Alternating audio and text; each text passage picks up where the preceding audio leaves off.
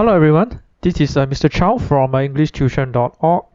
Now I just want to make a quick video regarding my teaching methods because I realized that's one of the most frequently asked questions when parents contact me and then they are trying to find out whether the service that I provide is suitable for their child. So very quickly, let me start by asking a key question. What's the difference between my teaching and some of the tuition or enrichment classes that are out there? I believe some of the lessons that your child can sign up for may be play-based. That means they will probably, involve the kids in a lot of games, in a very entertaining and engaging way. So to kind of stimulate their thinking and their imagination. And some of them may be story-based, so they will use a lot of stories within their teaching in the hope that children can develop a strong interest in the subject itself, and then from then on they will have more motivation maybe to pick up reading on their own, which is all good, all right.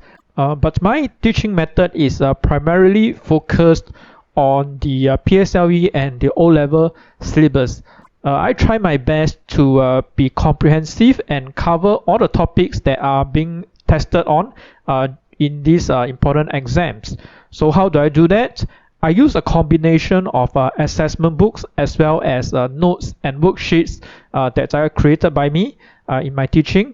Every 3 months or so, I will give them a mini test, and at the end of the year, I will give them a mock assessment to kind of gauge, the type of progress that they are making.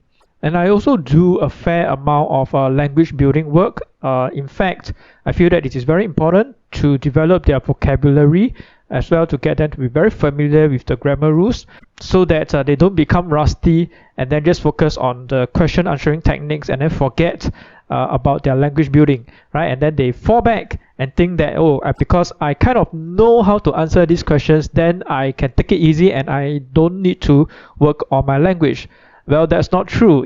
After all, it's a language paper. If there are too many unfamiliar words within the text passage itself or within the question itself, then students are going to find that they will have problems with the exams. And for the majority of my students, I do give out homework on a weekly basis, and my rationale for doing that is that some kids, if they go to lessons and then they will just play, have a good time, and then when they go back home, they do not practice the language at all. So I think for all languages, it is very important that students actually use the language on a regular basis, and the homework will actually prevent them from regressing even if they don't make progress in the language, because as we all know, language is something that if we don't use, we become rusty very quickly. So when they come back for lessons every week, I do check through their homework, I mark their homework,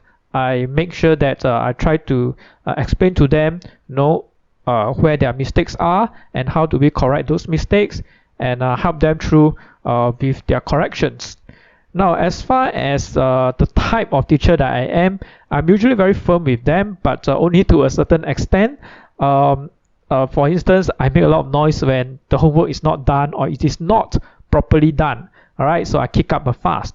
But mostly I try to be supportive and encouraging by trying to help them with the exercises. But bear in mind that I only try to provide encouragement and support only if I see students really trying and genuinely wanting to improve, right? And if I can feel that, then I will in turn do my best to help them, right? But if students come here and pretend, that they are really doing their best, and they find all kinds of excuses for not doing their homework properly, then don't expect me to put in that type of effort, because after all, I can only do so much. A lot depends on the students themselves, how much they want to learn, how far they want to go, what type of results do they want to achieve, and if they are not interested in trying to help themselves, then the people around them, it is very difficult for outsiders to help them. We can only guide them, but only to a certain extent.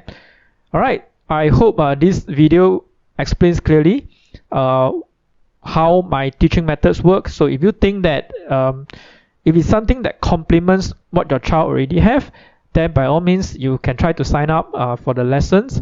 But if you think that you already have an existing tutor who is working on the syllabus and you're happy with what you have, then maybe this service is not for you. So do take into account what I've just said into serious consideration before signing your child up for the lessons. And if you have any more questions about my teaching methods, feel free to maybe email me or leave them in the comment section below. Alright, that's all I have in this video. Thanks for watching, and I will see you soon. I never see you, so I will talk to you soon in the next video. Bye.